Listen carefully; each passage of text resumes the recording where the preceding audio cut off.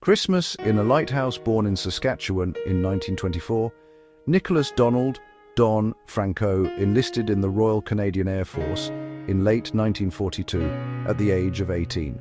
Following training at 2 Initial Training School in Regina and 6th Elementary Flying Training School in Prince Albert, Don completed advanced pilot training flying twin-engine Cessna Crane aircraft and received his pilot wings at 11 SFTS in Yorkton in September 1943.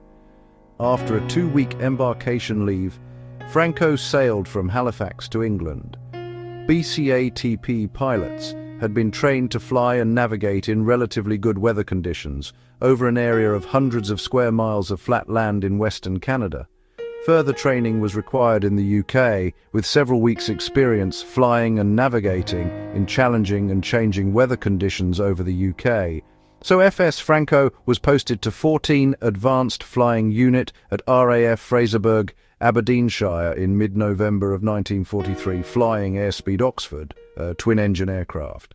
Near the end of that 3-week course, on December 16th, FS Franco was assigned a solo night navigation exercise over the sea to the north of RAF Fraserburgh. The aircraft that he flew on that assignment was Oxford V3631. During his flight, weather conditions began to deteriorate rapidly, and FS Franco realized that he would be unable to return to the Fraserburgh base. Due to the extensive cloud and fog coverage over the entire north coast of Scotland, he had become disoriented and lost. As well, and unknown to FS Franco, strong southerly winds had blown his aircraft well to the north of the Scottish mainland. After nearly 2 hours in the air, the aircraft fuel supply had become critically low, and an emergency landing in the North Sea seemed inevitable. Descending slowly over the North Sea with the wing landing light turned on, Don had a quick glimpse of waves breaking white at the bottom of cliffs, and what he thought might be a small area of flat, unobstructed land. Franco quickly reversed course and descended to almost sea level. When he saw the land appear again, he dropped full flaps, pulled off power on both engines, and made a very rough wheels-up landing on a small area of hard turf. Fortunately, and probably due to the fact that there was almost no fuel remaining in his tanks, there was no fire. The aircraft remained essentially intact.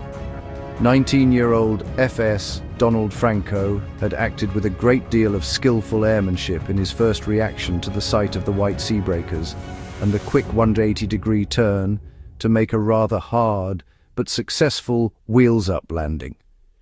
He had one chance of survival and he succeeded. Orkney Islands. Orskeri Island and its lighthouse, built in 1866. Don Franco had force-landed on Orskeri Island, the smallest island in the Orkney group.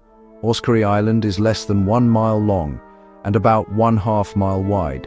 It's located about 18 miles east-northeast of the town of Kirkwall in the Orkney Islands group.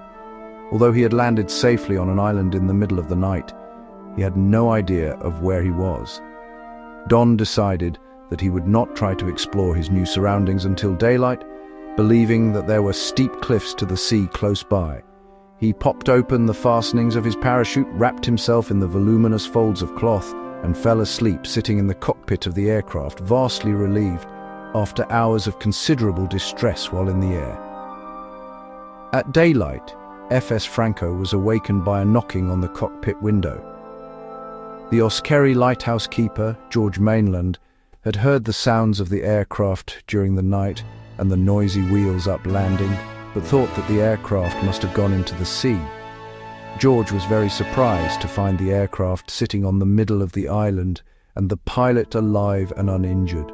Don was delighted to find that he was not alone on a barren island. Because of wartime conditions and the absence of regular Allied sea shipping activity in that area of the North Sea, the lighthouse was not operating on the night of December 16, 1943. George invited FS Franco to his residence at the lighthouse on the southern tip of the island, and news of the incredible arrival of the aircraft on Orskeri Island was soon transmitted to RAF Fraserburgh. However, weather and sea conditions prevented the rescue of FS Franco from the island for a further 10 days. Don Franco was pleased to discover that the lighthouse residents had an extensive library that he very much enjoyed during his extended stay on the island. He remembered invigorating walks around the island in the brisk salt-filled air and winter breezes of the North Sea, and the unique experience of Christmas Day at the remote North Sea Island Lighthouse. The young RCAF pilot from Saskatchewan was treated royally by the lighthouse keeper, and they became friends.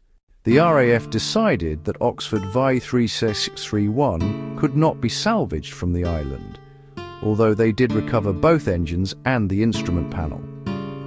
They then burned the remainder of the mostly wooden Oxford to prevent it being a distraction to other aircraft flying in the vicinity in the future.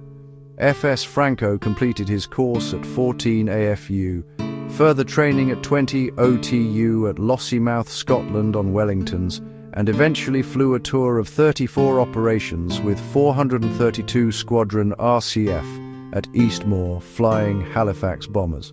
During 1999, Don visited Oscarry Island again, this time with his family. They were given a very warm reception by the people of the Orkneys and visited the site of Don's miraculous landing and his 1943 Christmas in a lighthouse.